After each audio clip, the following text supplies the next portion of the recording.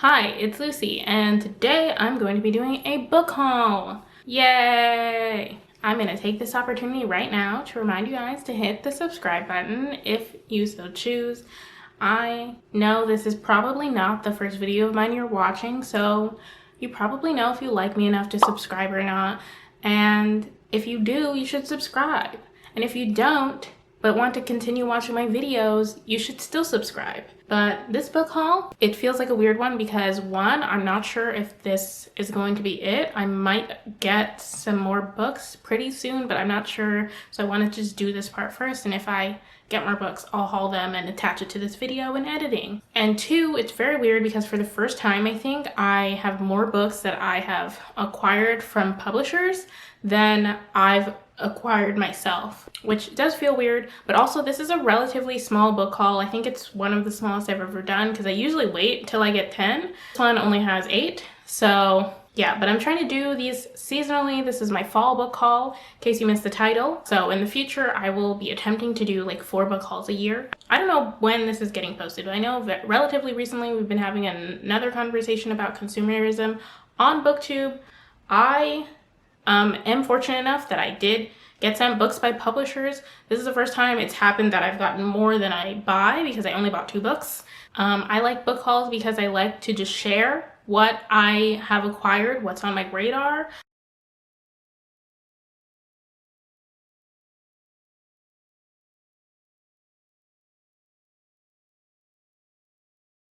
Without further ado, let's talk about the books. I'm going to do them in not really in order. I ordered them, you'll see.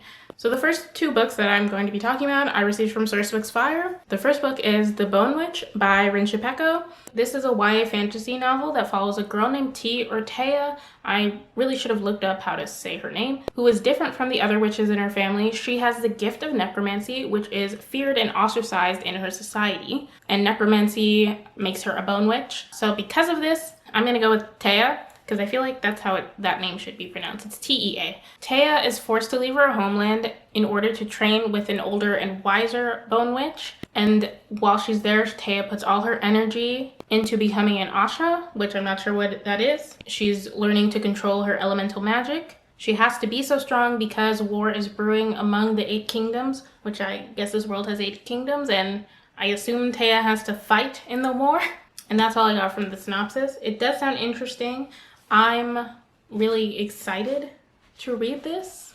Yeah, and I've heard really good things about Rinchipeko's writing, so I'm looking forward to it. Next I have Be Dazzled by Ryan Lasala. The big blurb on the back says, Project Runway goes to Comic-Con in an epic queer love story about creativity, passion, and finding the courage to be your most authentic self. This follows Raffi, who has a passion for creation, and this year he decides to enter a cosplay competition which could lead to sponsorship, then art school, and finally earning respect for his work. There's only one problem.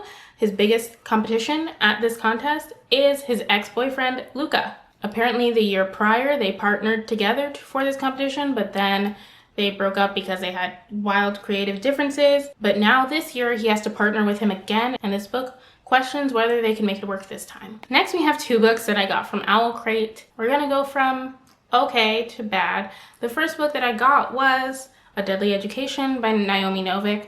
I talked about this in my November TBR. I did not end up reading it in November, okay?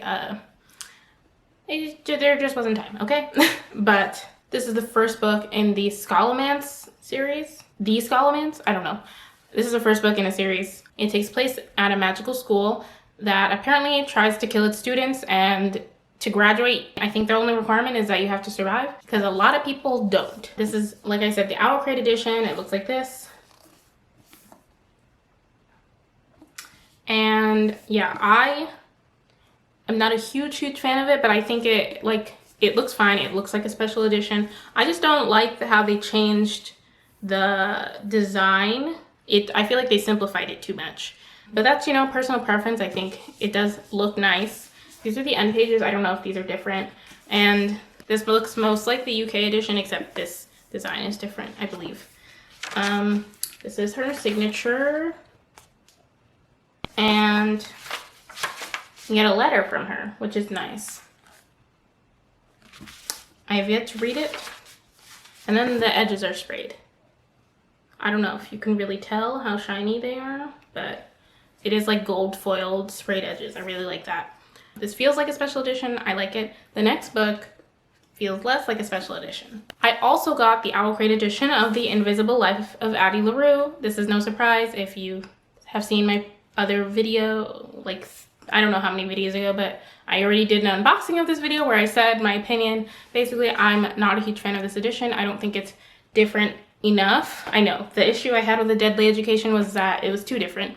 I don't even think it was too different. I just specifically that design, I don't know, like picture design, I'm not a huge fan of, but the rest of it I like. But this book did not attempt to change the logo, which there was none, it's just a title at all. You do get this on the back, which is nice. No sprayed edges. I don't know if the end pages are different. I never looked that up. And you do get to see your signature. But yeah, I was not a huge fan of how Owl Crate did this edition or the box in general, just because it doesn't really feel like a special edition. But what's inside the book is what matters, kind of. This follows a girl named Addy Larue who makes a deal with, I don't think it's the devil. People were saying it's the devil, but I don't know if it is the devil because other people who've read it said it's not really that. I don't know. She makes a deal with some otherworldly being so that she can live forever, but the deal comes with a catch. Basically, she can live forever, but everybody she meets will forget her. But one day, like 300 years later, I think, she meets someone who doesn't forget her, and the story starts off from there. Next, we have The Water Dancer by Ta-Nehisi Coates. I received this from Penguin, so thanks to them. This you've probably heard of. It was an Oprah's book club pick, so there's that. This follows a man who is enslaved, but he ends up gifted with a mysterious power that I'm not sure what it is based on the synopsis. It probably has something to do with water. And then he has a near-death experience that his power saves him from, so he takes the opportunity to escape, and we follow his journey of escape, I believe. This does sound interesting. I just feel like I have to be in the correct headspace to read it, and I'm not currently in that headspace, but I know a lot of people really like this. Next we have We Were Restless Things by Cole Nagamatsu. This follows a girl whose best friend, Link, drowns not near any body of water. His death was ruled an unexplained accident, but Noemi, one of the main characters I believe, knows the truth. She knows that Link drowned in an unexplained body of water that only she and him could see. And so we follow Noemi, Amberlyn, who is Link's sister, and Jonas, Noemi's new housemate, as they try to figure out what's going on because Noemi starts getting texts from beyond the grave warning her to keep away from the forest. And lastly, another book that I received from Penguin Teen, we have Everybody Looking by Candace Elo. This follows a girl who's starting her first year at a historically black college, and we see her as she deals with everything that comes with freshman year of college, and also her mother's addiction and her Nigerian father's wish to make a home for her. So those are all the books that I have to haul in this video.